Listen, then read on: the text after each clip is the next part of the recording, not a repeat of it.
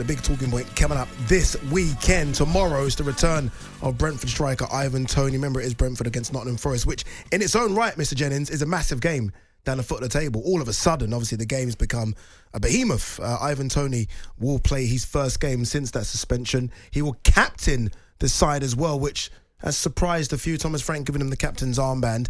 And it'll be interesting to see not just how he plays, but what happens before the January transfer window shuts. Will he still remain a Brentford player? Loads to unpack here. Yes, I mean, I'm sort of weighing this up. I don't really understand what Ivan Toney's motivation is. You know how he seems to really be courting not only publicity but controversy. He seems to be really reveling in his interviews. Yeah.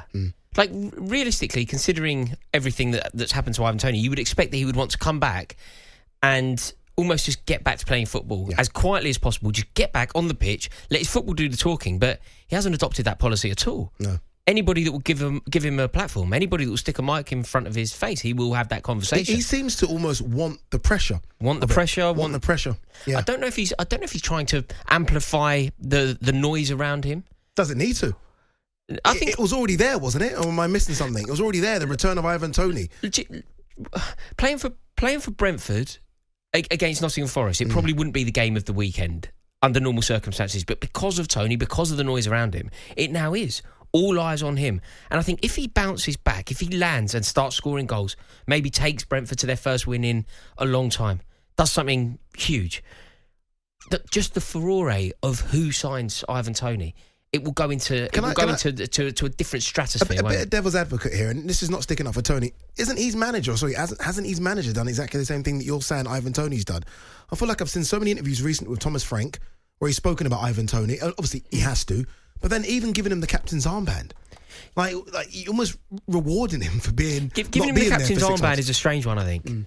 Because he hasn't behaved like a captain, and he hasn't spoken about Brentford in the way that a captain should. I don't think he particularly likes Brentford. In fact, that's not my opinion. He's told us that he doesn't particularly like Brentford. He's told us that he wants to move. And before he's even kicked a ball for them, off the back of this ban, he's flirted with the idea of playing for a bigger team, challenging for trophies, as he put it, and leaving Brentford. So I do think that it's a weird one. Thomas Frank obviously believes that it can be one of those inspirational captains. You know, the kind of when you lend a captain's armband to a player, you hope to inspire, invigorate, hope that they can lead by example. But ultimately, I think it's a very weird approach from Brentford. I think Thomas Frank, in my opinion, has done something very peculiar here, and I also think that for Toney to be in all of these interviews, it just doesn't make sense to me. Yeah.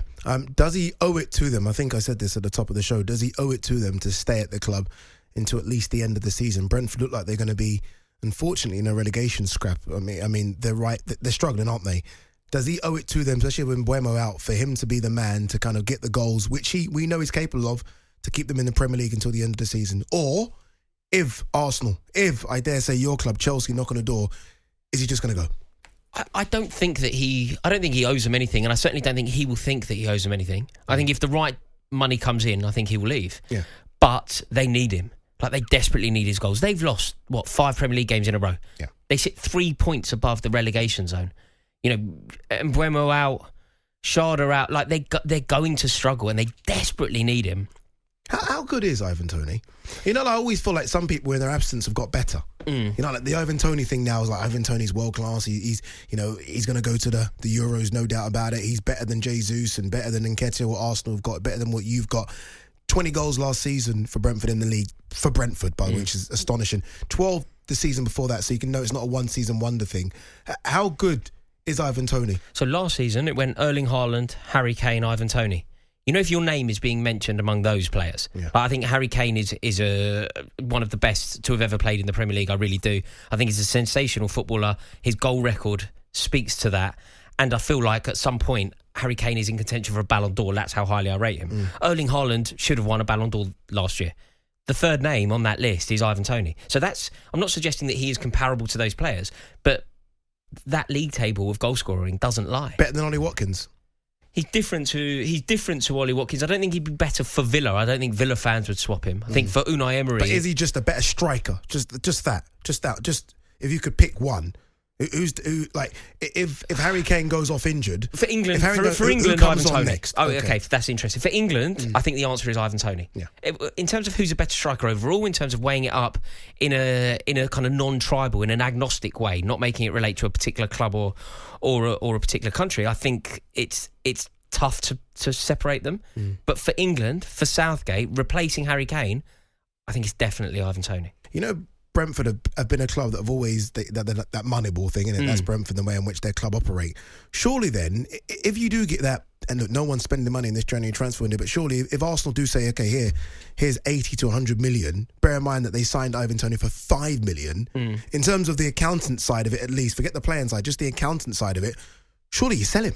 I don't think surely you just sell him. I don't think that's the equation. You've made that. Well, that's not how they the operate. only. There's another equation that I could put to you. Relegation. Can they stay up without Ivan Toney's goals? And I think the answer is no. Of course, the answer is yes. They can stay up without his goals. They can.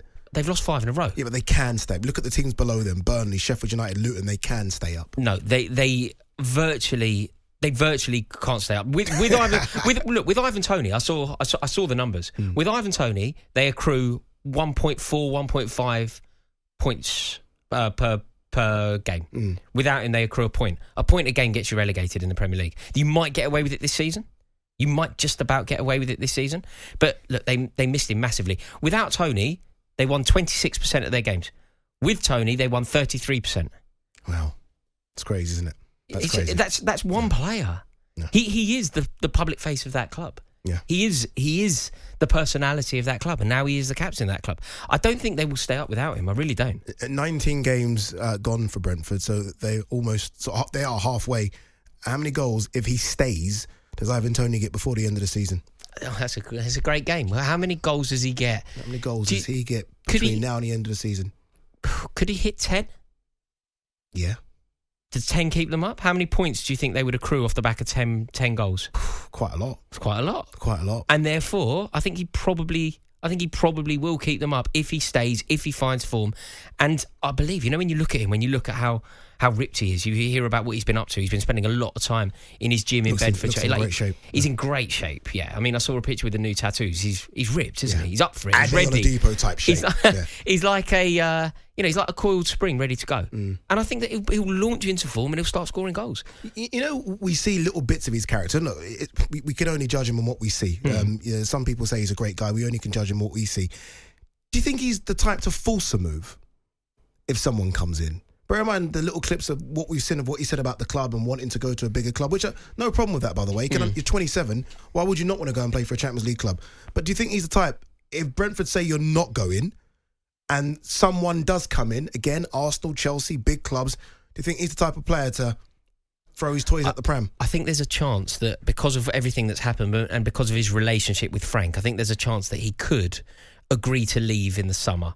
I'll do my best to keep you up and then you let me go. It's not a bad deal. If that was agreed on all parties, I could see that happening. Not a bad deal. The only risk for doing that, Addy, you know, this isn't only applicable to footballers. This is applicable to everyone in every walk of life.